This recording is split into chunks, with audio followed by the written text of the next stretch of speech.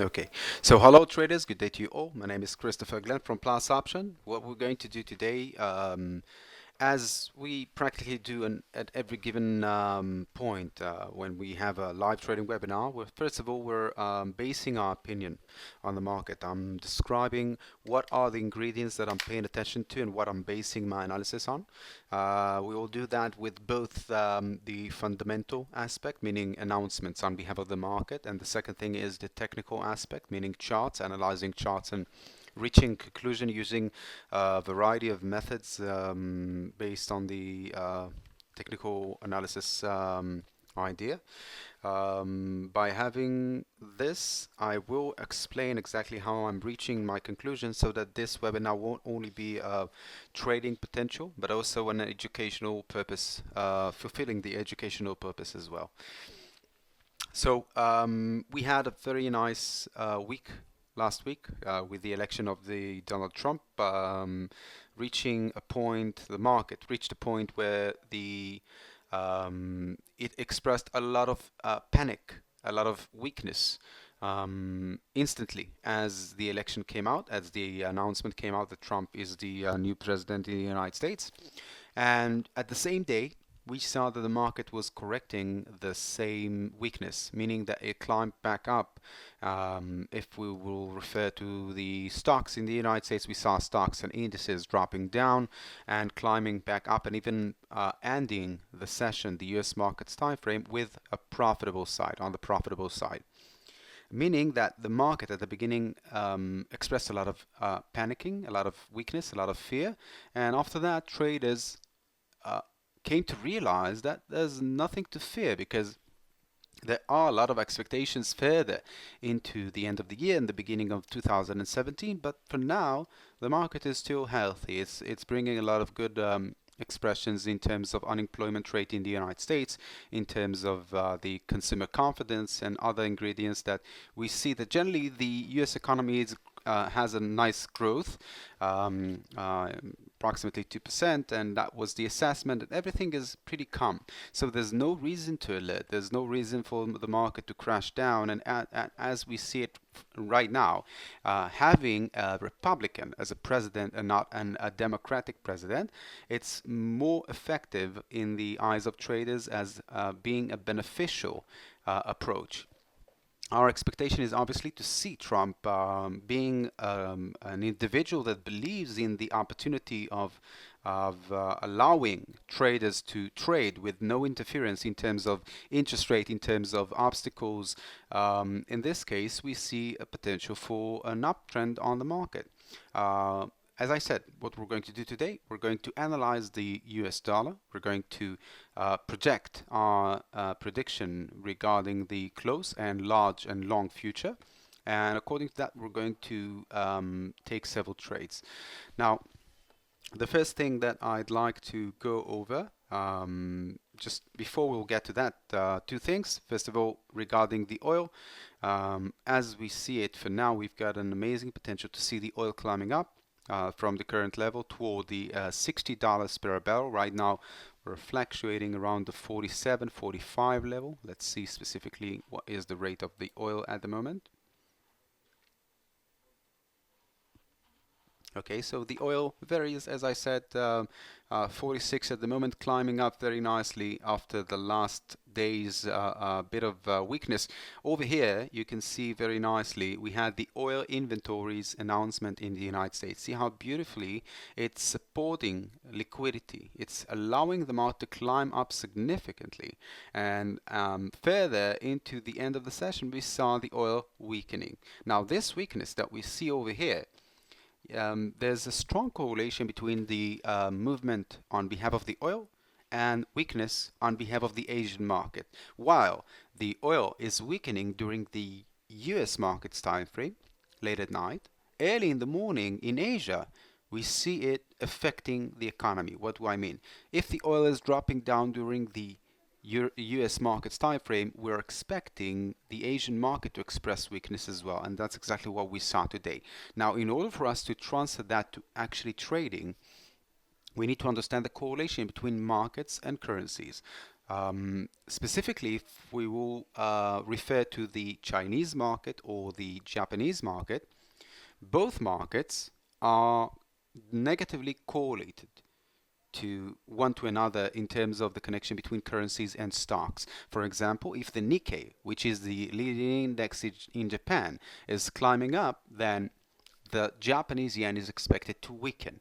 It all comes down to liquidity in the market. If we have a lot of Japanese yens in the market as a liquid currency, then we know that it's hiring the supply of the currency, and by that it's lowering the strength of the currency, but it's an additional liquidity for buying, or let's say adding to the strength of a stock or a specific index that's been modified by stocks. So having this connection, we understand that having a downtrend on the oil prices during the US market's time frame, we can expect to receive weakness on the Asian market's time frame, meaning we're expecting the stock market in Japan, in China, to express weakness. And because of that, we're expecting the currency to gain strength. Okay, this is a very nice equation that we can play around with, making a lot of good trades early in the morning. If you're from Australia or New Zealand, or I've got traders from the UK that wake up early in the morning to catch that phrase, so that they'll be able to make profits early in the morning before they'll get on with the daily routine. So this is a good technique that we're using, and as we saw yesterday, indeed we had a very nice spike as the announcement on the oil inventories in the United States was positive on the crude oil side, and then we saw the weakness during the entire US market session, and indeed that weakness caused weakness in Asia, as I stated, and we can see very nicely is that since then the market started climbing back up again, because lately, and that's an old story coming to fulfill itself right now these days, we know that Russia has been coming out with a statement that they've been discussing the idea of lowering production on behalf of OPEC generally and Saudi Arabia specifically. So having this ingredient is supporting lowering production, meaning that we will have lower amount of oil, and therefore the supply will be lower than the demand. If it will stay the same, then it will be higher, equivalent to the supply that we've got in the market at the moment. And therefore our expectation is obviously to see a potential of a higher price on the oil side. Now I want you to understand that there are several ingredients that support reaching $60 per barrel. As in the US market, they would like to have several changes according to Donald Trump perspective, and because of that we're expecting the price of the oil to reach $60.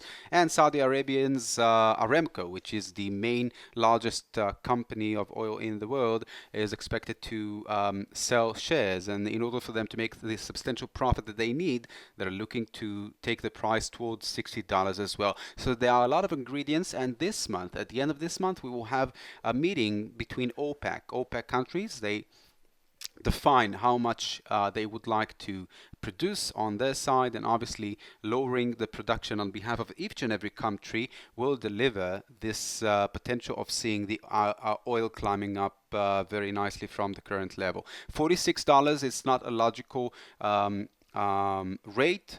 We know that at 2007 the price of the oil was $146. We know that at the beginning of this year the price of the oil was $25. So there are a lot of ingredients that define the price of the oil, but we can say that for now the main impact on the oil is the connection between Russia and OPEC, generally the Organization for Petroleum Exporting Countries, and looking at the perspective of Donald Trump regarding oil prices and regarding the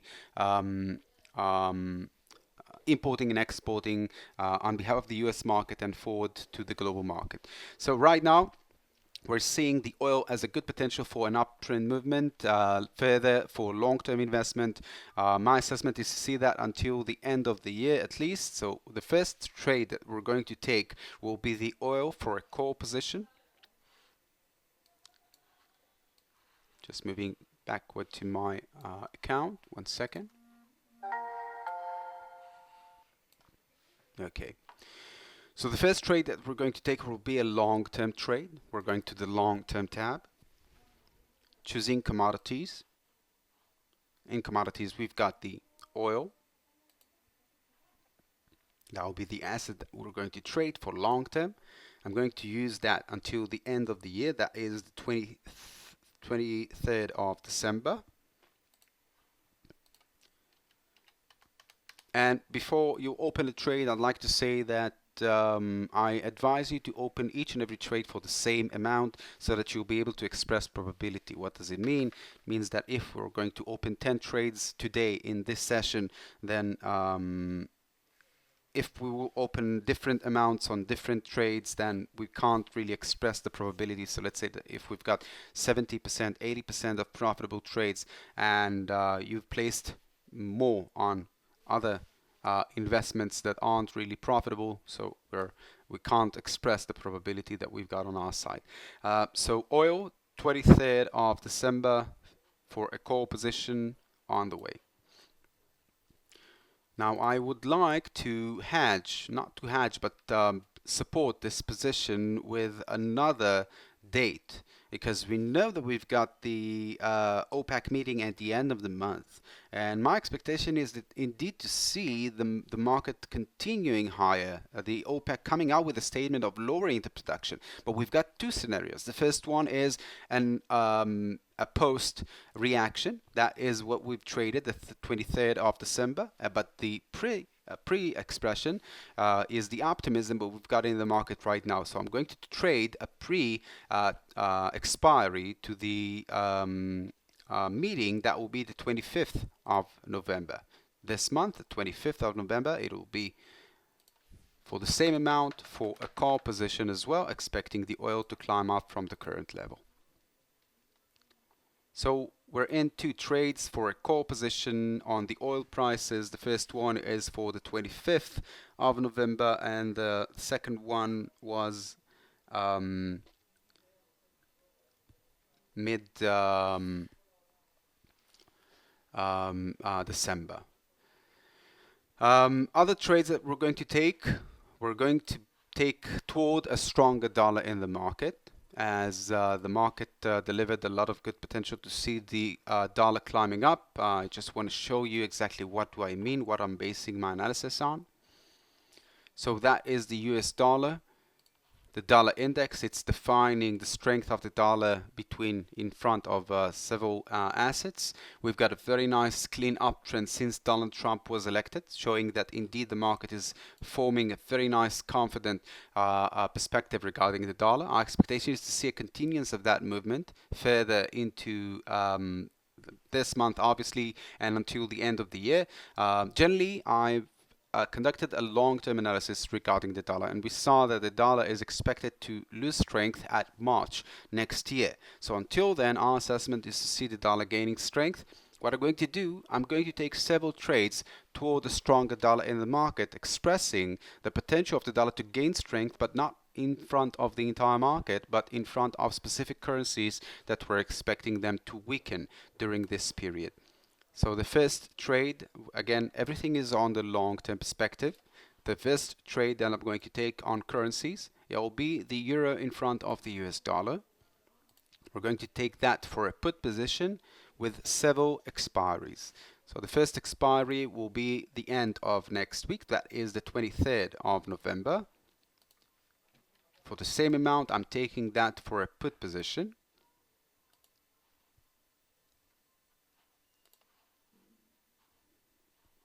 The end of the month, that is the 30th of November. The 30th of November for a put position.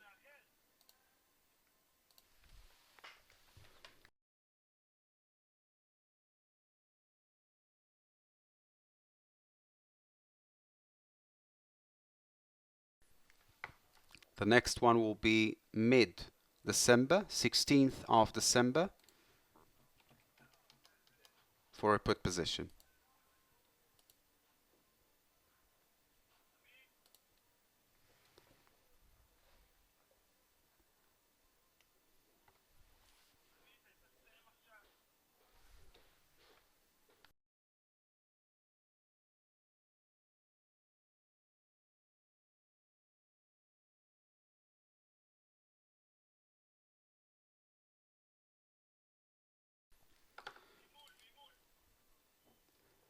The next trade that we're going to take will be in front of the pound, which is weakening since the Brexit. We saw it weakening significantly, and we're expecting it to weaken even further.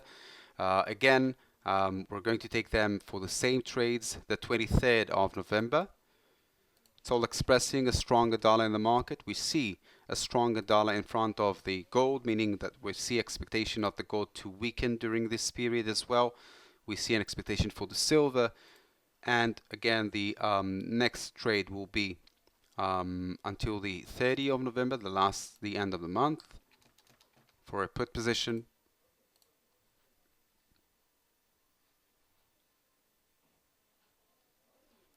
And the last pound versus US dollar will be until the 16th of December for a put position.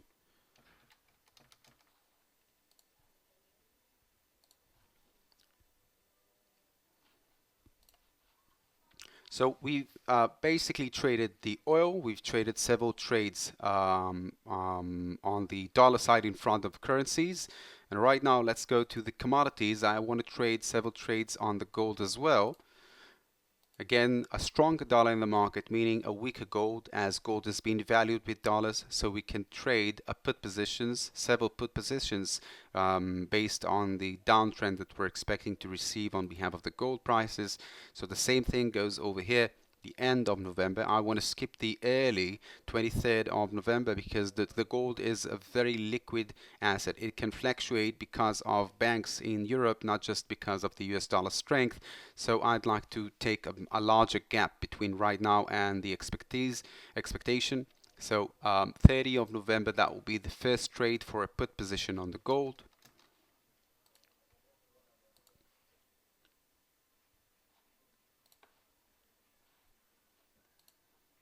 Mid-December, 16th of December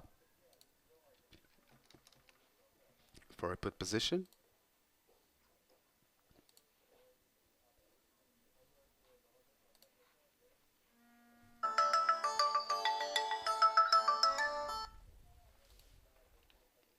And the last expiry, that is the 30th of December for a put position.